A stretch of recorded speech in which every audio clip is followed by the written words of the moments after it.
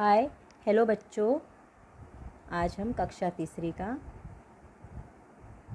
विषय हिंदी पाठ 4 मुंबई छोटा भारत। मुंबई छोटा भारत इस पाठ को कैलाश सेंगर जी ने लिखा है। पाठ 4 मुंबई छोटा भारत। बच्चों पहले हम इसका वाचन करेंगे। क्षितिज, बहुत दिन हो गए सलीम खेलने नहीं आया। गुरमीत, अरे तुम्हें पता नहीं क्षितिज, वह तो मुंबई घूमने गया है। आस्था, अरे वह देखो मुंबई से आया मेरा दोस्त, दोस्त को सलाम करो। मेरी, अच्छा बताओ सलीम, मुंबई में तुमने क्या क्या देखा। सलीम, मैंने मुंबई में राष्ट्रीय उद्यान, तारांगण, हाजी अली, माउंट मेरी और कमला नेहरू पार्क देखा। चौपाटी के समुद्री किनारे और गेटवे ऑफ इंडिया पर कबूतरों को दाना चुगाने का आनंद भी लिया। क्षितिज, सुना है मुंबई में लोकल ट्रेनें चलती हैं। सलीम, हाँ आजकल लोकल के अलावा मोनो तथा मेट्रो रेल भी चलती है।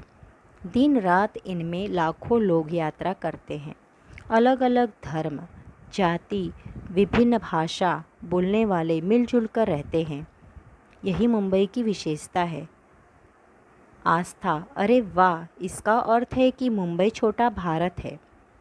मेरी, तुमने सच कहा, मुंबई के बारे में और बातें कल सुनेंगे। ठीक है बच्चों, अब हम ना पाठ का स्पष्टीकरण देखेंगे। इस पाठ में 5 बच्चे आपस में वार्तालाप करते हैं। इन 5 बच्चों में से एक बच्चा जो है वो मुंबई घूमने गया था, तो पूरा पाठ इसी पर आधारित है। पहले 3 बच्चे जो आपस में बात करते हैं, जिसमें क्षितिज गुरमीत पहले बात करते हैं कि सलीम दिखाई नहीं दे रहा है, खेलने नहीं आ रहा है।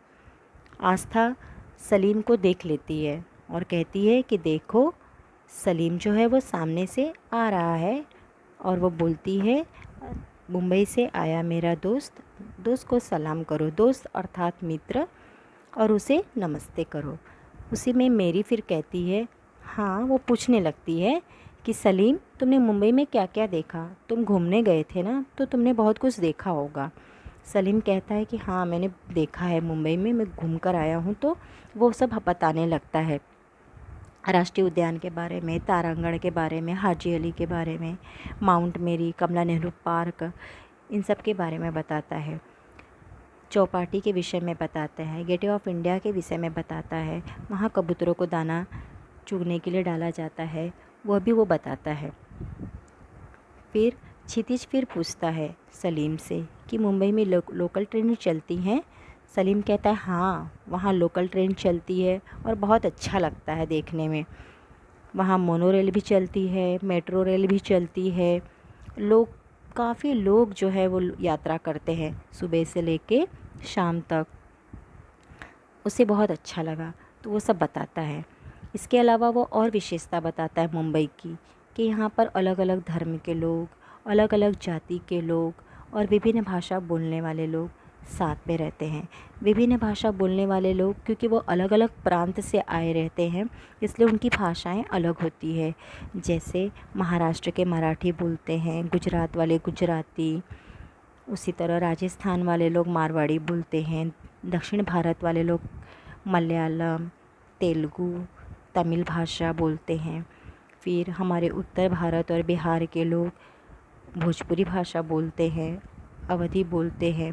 तो इस तरह से अलग अलग भाषा वाले लोग भी वहाँ रहते हैं और सब मिलजुल कर एक साथ रहते हैं। ये हमारी मुंबई की विशेषता है। आस्था को कुछ समझ में आता है, वो बोलती है इसका मतलब ये है कि मुंबई छोटा भारत है। हाँ सही तो कहती है ना आस्था, क्योंकि मुंबई में सारे भारत की छवि दिखाई देती है, इसलिए मुंबई को छोटा भारत कहते हैं। फिर इनकी बातें पूरी हो जाती है। मेरी कहती है चलो ठीक है, अब हम कल सुनेंगे इन सब की बातें। तो बच्चों यहीं पर ये पाठ ख़त्म होता है। आगे हम शब्दार्थ देखेंगे। दोस्त अर्थात मित्र, सलाम अर्थात नमस्ते, आनंद अर्थात खुशी लेना, विभिन्न, उसका मतलब विविध, अलग अलग। अलावा, इसका मतलब अतिरिक्त। मिलजुल कर, साथ में। यात्रा करना अर्थात एक स्थान से दूसरे स्थान पर जाना। तो आगे देखिए, चित्र देखकर वेशभूषा पहचानो और नाम बताओ। पहला चित्र देखिए आप लोग और वेशभूषा पहचानने की कोशिश कीजिए। पहला चित्र में लड़की ने क्या पहना है? झबला। उसी तरह बच्चों दूसरा चित्र देखिए आप, लड़की पहनी है ना, क्या पहनी है? उसका वेशभूषा बताइए आप, फ्रॉक। तीसरा चित्र देखिए आप बच्चों, इस लड़की ने क्या पहना है? देखिए नीचे घाघरा पहना है, ऊपर चुन्नी लिया है, घाघरा चुन्नी। ये लड़के का परिधान तो आप समझ ही गए होंगे कि इन्होंने क्या पहना है? Shirt pant. इस बच्चे ने क्या पहना है बच्चों? धोती कुर्ता।